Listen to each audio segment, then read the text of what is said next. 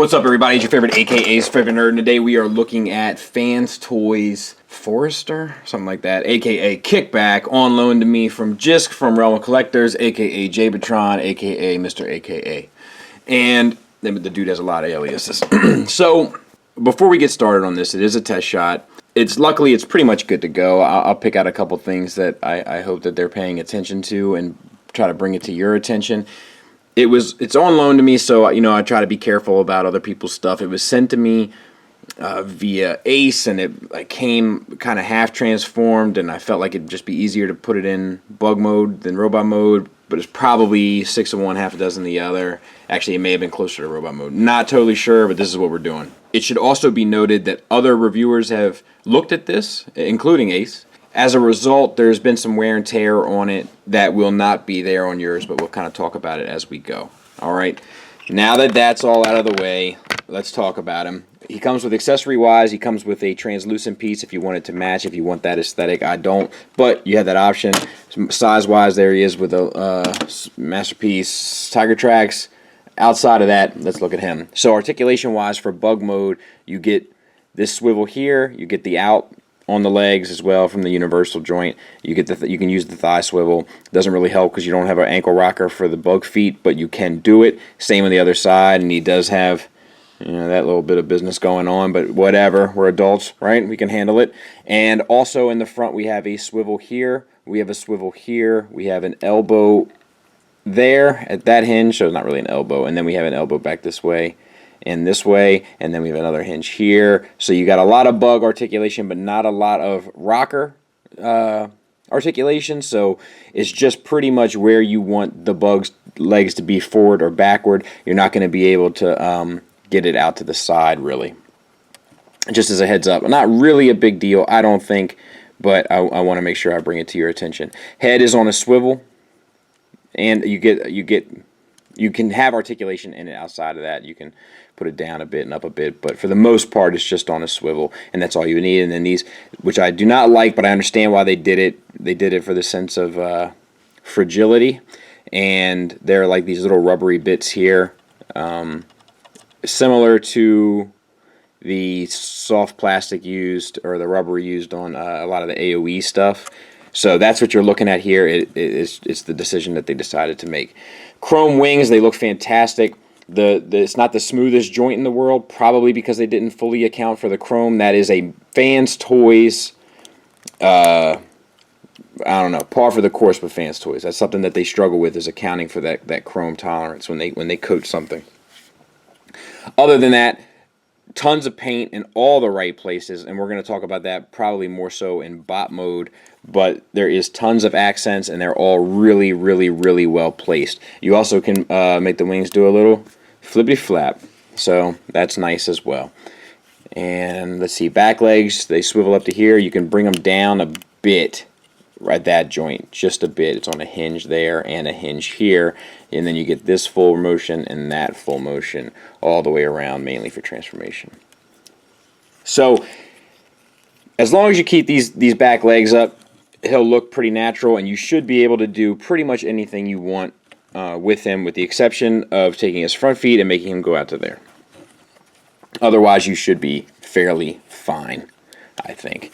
Pretty good bug mode. I dig it. It's just like the other ones in the sense where you really got to take your time to pose the front legs, because of how many moving joints there are. So in order to get it to really look right, you got to really take your time, take a moment, get it posed. Once you got it posed, you'll be fine. It supports its weight fairly well, and the weight is significant, as we've come to expect from this company with this line. No real complaints. So let's get him transformed. There's only one real tricky situation with here, and it's not even that it's tricky, it's just that it's involved. So let's do it. Flip this foot out, straighten the leg, and then rock this piece down. It's on a rocker, so it's a double hinge. It moves up to there, down to there. Lock it in. Take the foot, take the front toe, bend it all the way around, bend that all the way back. Good to go. One leg done. We'll do the same for the other side. We'll flip this toe out, and we'll rock. Make sure that's as straight as it can be. That down. Bring this down, up. Oh, shoot. There. Boom. All right. Now, this gun here is another accessory. It tabs in here, and then it also locks in there. However, it is that same chrome tolerance, so it's not perfect. I don't know if they'll fix that or not. I would err on the side of not, but who knows. Take that out, set that to the side. Has a chrome finish. Other than that, good to go. This is the part where it's a little bit involved, where I'm going to try to show you the best I can. A lot of it is about staying oriented and keeping in mind all the moving bits. Now, these wings, like I said, they rotate here. Some of the tolerances are better than others. Like as it rotates around, it meets places that are a bit tighter and what have you. So open it up. There's a little hinge there. You open that up. Bring this back around so that it lines up to free this piece here, which slides out if you have the clearance, supposedly.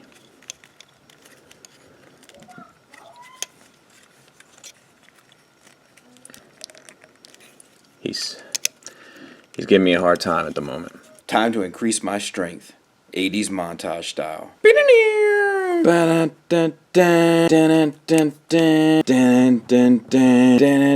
Push it to the limit.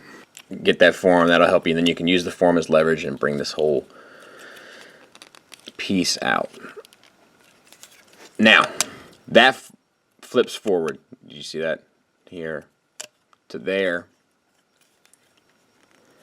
And then straighten this out. This whole piece swivels down here at this joint, and then turn this around so that it's facing the back, and that's with it sitting straight. This is going to eventually fold back up, so make sure to stay oriented that you have it like this. So if it's sitting out straight, the feet will be towards the bottom. Alright, then you can slide that back into place. Fold that leg up like that, and then this leg down, and that should do it. We'll double check when we're done. Then you can bring this wing back around and clip it back into position. Clear as mud? I hope so. We'll do the same for this side. Use that arm. Oh, that worked much better. Bring it out, swivel it around, stay oriented. When you fold it up, it's going to go like this, so you need the feet like that. Slide it back in.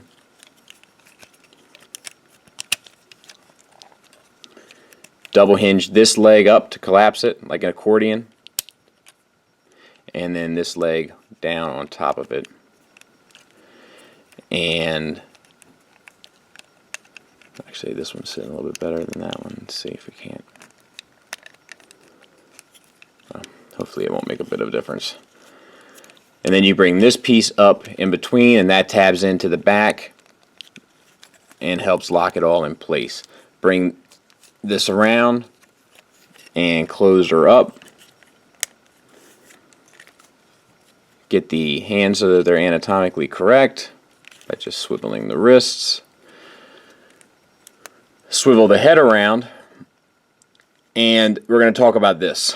Okie dokie. So this head flips open. Now you could paint the red on there and it would look like the G1.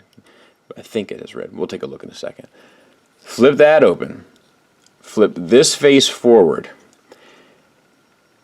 Push this one back. I recommend to just push this back a little bit. You can see where in the past people have tried to get it out to transform it back and ran into issues.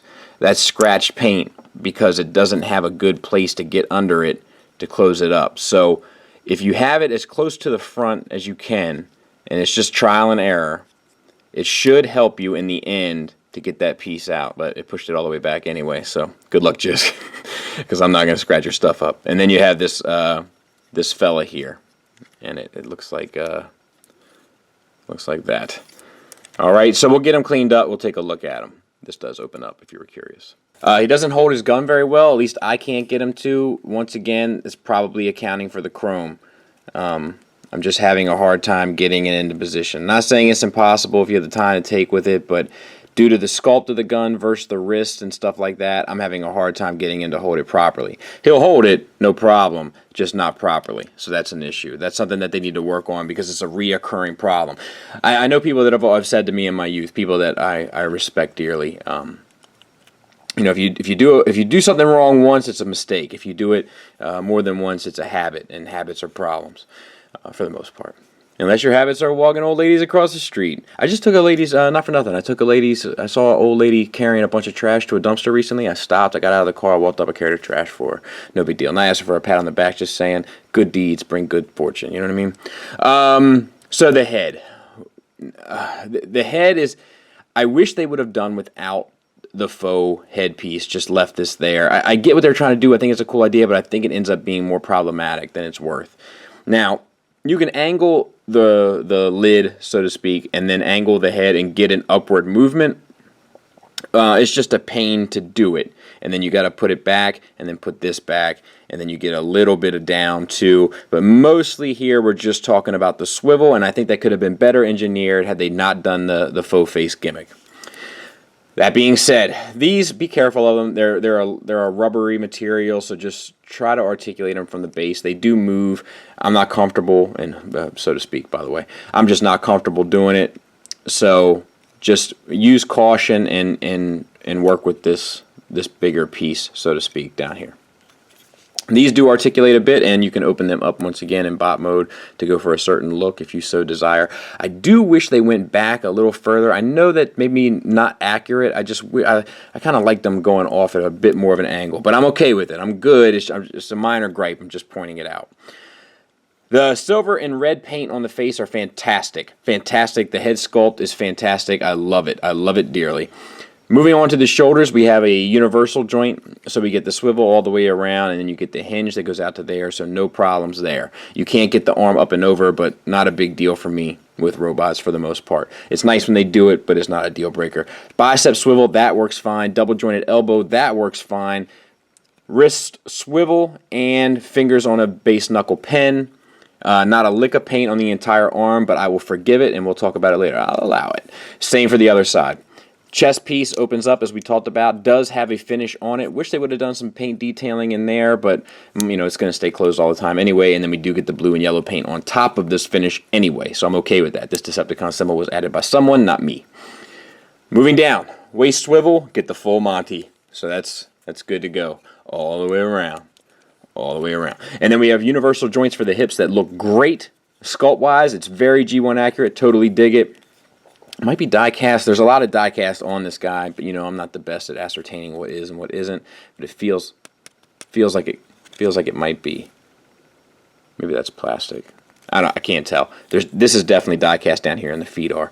So range is perfection, all the way up to there, all the way back to there, outward. Not an issue. You want to do a split, Chuck Norris on that little machine he had, not an issue. Thigh swivel, that's not a problem. Double jointed knee. This joint down here is a little tight, but that's not a problem.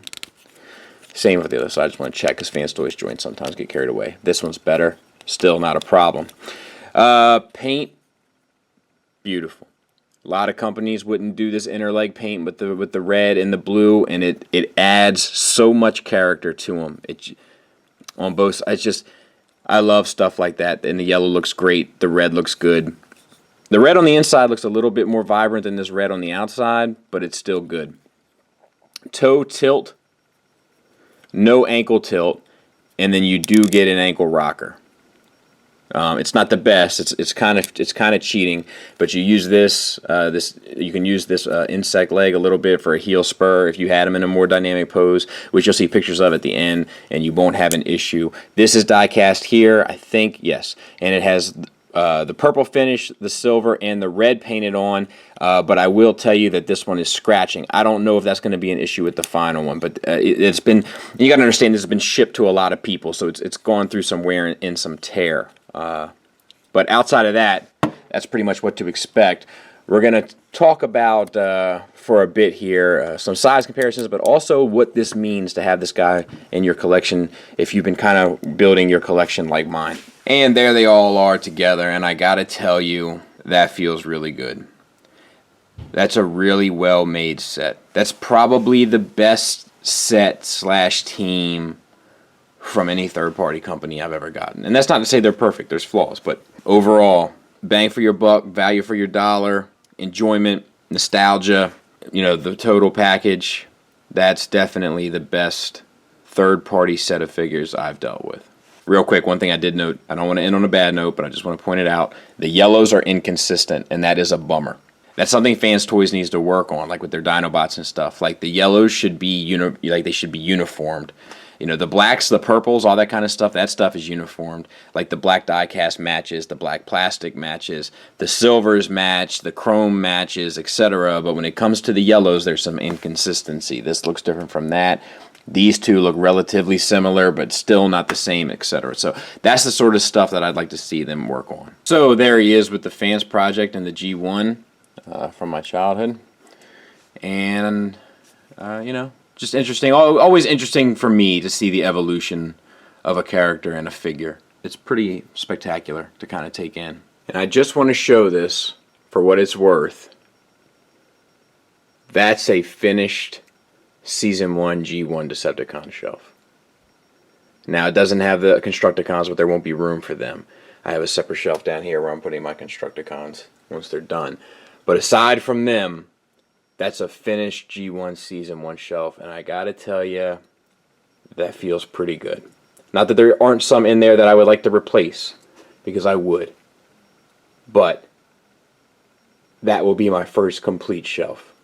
That's crazy. Final thoughts wise, a really well made piece, but not without its flaws. There's some tolerance issues, mainly in the way that the wings have to work around. There's a lot of sliding mechanisms. You know, sliding mechanisms aren't my favorite, but these do work fairly well. But like you saw, I struggle getting the arms out to get it back into robot mode and stuff like that. So just be aware that things may not work as smoothly as you want them to work.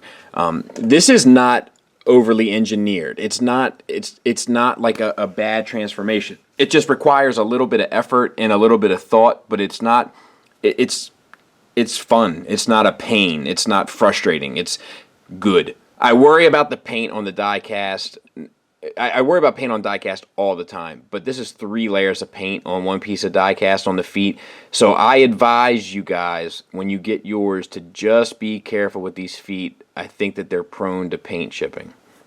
I really, really, really wish they would have rethought that head. I think that the faux head gimmick is not worth it in the long run, and I think it's going to be impossible not to damage it if you're going back and forth.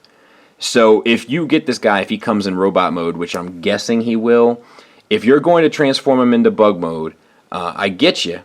Just think long and hard about that transformation, if it's worth it, the head part. Because if they don't put a little tab or something in there, you're going to have a hard time getting that headpiece back out. Now, once he's in robot mode, you know, you don't have to worry about it. It's hidden, but that's kind of unacceptable. A little tab or something would have helped a lot in order to get that faux face out.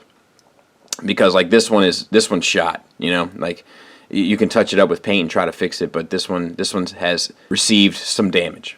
And I think that was a poorly thought out thing. So Fanstoys, if you're listening, which I doubt you are, that needs to be fixed. The only other complaint I have is minor, but in addition to the tolerance with the wings, I wish you could articulate them a little bit more. The backpack, which is done much better than the previous 2, we must all admit, does get in the way of moving these the full range, but moving them the full range isn't G1 accurate, so you can make that argument as well, and I will say that I totally understand it. I'm just saying, for me, I wish I could get a little bit more movement back. They seem a little bit forward to me, even though I know they're accurate. However, in typical Fanstoys products, there's more positives than you can shake a stick at. The sculpt, absolutely fantastic. Cleans up better than the other 2 and feels as good. Good weight, great paint, great articulation, good presence, good size, good finish, an intuitive yet rewarding transformation. A very, very, very rewarding piece.